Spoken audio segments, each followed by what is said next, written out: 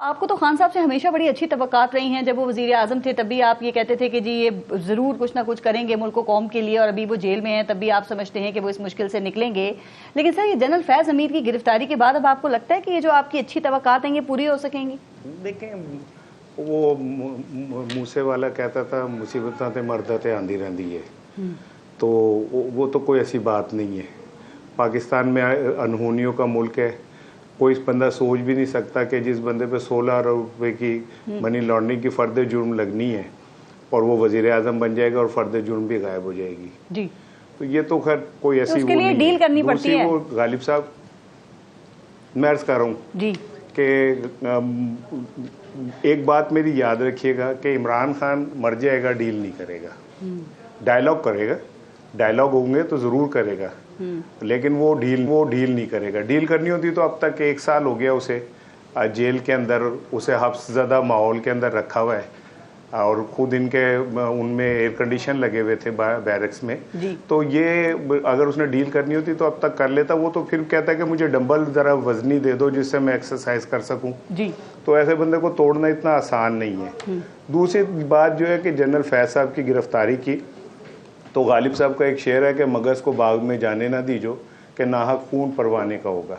اگر آپ نے فیض صاحب کو پکڑ کے اور کہیں پہ انہیں سلطانی گواہ عمران خان کے خلاف بنانا ہے اور یہ کرنا ہے تو یہ پلان ہو سکتے ہیں. لیکن ایک میں بات آپ کو بتاؤں, حارث صاحب اس پہ بہت اچھا کریں گے. میں بیچ میں وہ انٹرنیٹ کا کوئی پرابلم ہوا, میں سن نہیں سکا. یہ ایک تو شارک مچھلی جو ہے نا, جدوں ساڑی واری آندی ہے تو انہوں ٹیکنو چک وڑ لیندی ہے, تو ہم بیچ میں سے رہ جاتے ہیں.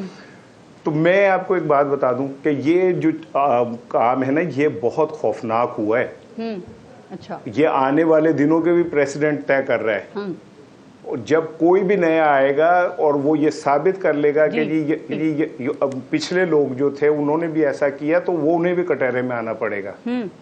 ہمارا المیہ یہ کہ ہم جابر حکمران کے سامنے کلمہ حق کہتے ہیں, خان صاحب کا جو منصوبہ تھا کہ عوام کو موبلائز کرنا ہے, اس کے بعد الیکشنز کروانے ہیں, اس سے پہلے حکومت کو گھر بھیجنا ہے, اور یہ کام اگر عوام نہیں کرے گی تو پھر یہ سپریم کورٹ کرے گی. تو یہ بتایا جا رہا ہے کہ جنرل فیض حمید جو ہیں وہ اس سب کے سہولت کار تھے.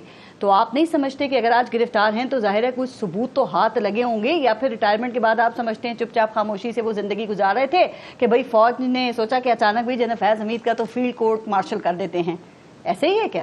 کوئی انوکھا واقعہ ہوا ہے پاکستان کی تاریخ میں, پہلی دفعہ ہوا ہے جب ISI پیسے بانٹتی تھی صحافیوں کو, صحافیوں کا کہاں نام آ گیا میں ایسی بدنام, جو سیاست دانوں کو, تو ISI پیسے بانٹتی تھی.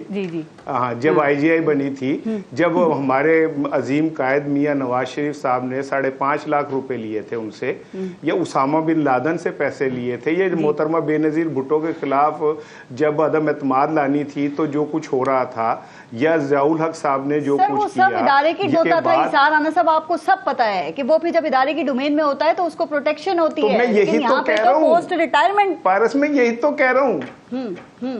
نہیں سنے نا, مجھے بتائیں کہ سابق گورنر زبیر صاحب, جاوید لطیف, خواجہ آصف کیا کہہ رہے ہیں کہ جنرل باجوہ سے ہم ملاقاتیں کرتے تھے جا کے.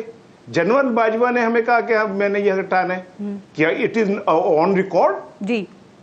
تو اگر فیض صاحب جو بھی کر رہے تھے اور اوپر آرمی چیف جنرل باجوہ تھے اور ان کے نیچے ہو رہا تھا, تو فیض صاحب بھی تو ذمہ دار نہیں ہوئے نا پھر.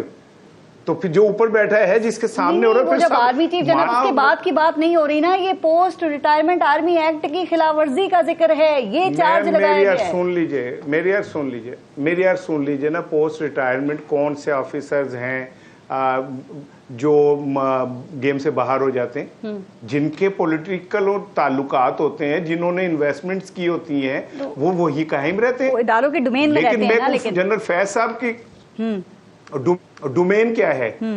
ڈومین کیا ہے؟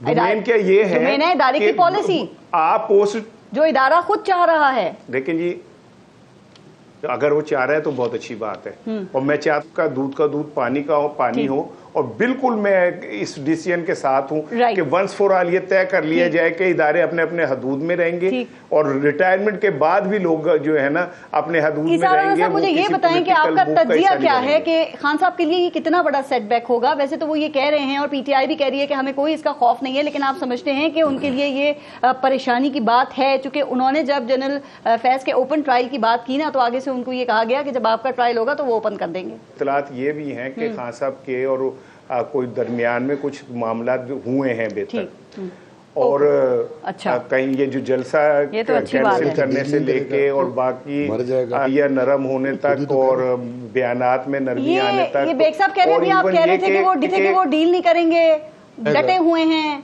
وہ، اب آپ کہہ رہے ہیں کہ معاملات کچھ بہتر ہوئے ہیں، کچھ بات بن رہی ہے، کچھ رابطے ہو رہے ہیں. اس میں ڈیل میری بات سن لینا، میری بات سن لے.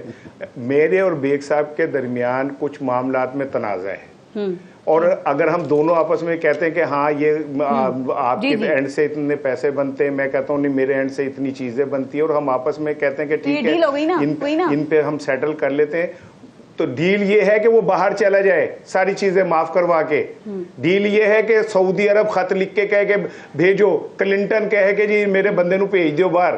ڈیل یہ ہے، یہ ڈائیلاگ ہیں کہ آپس میں آپ بات کر رہے ہیں دو چیزیں کہ ٹھیک ہے میں، تو وہ جو ڈیل ہے وہ ڈائیلاگ کی بات ہی تو نہیں ہوتی، وہ بات نہیں ہوتی ہے نا، وہ مذاکرات کے بات ہوتی ہے، وہ بات چیت کے بات ہوتی ہے، گیو اینڈ ٹیک ہوتا ہے نا.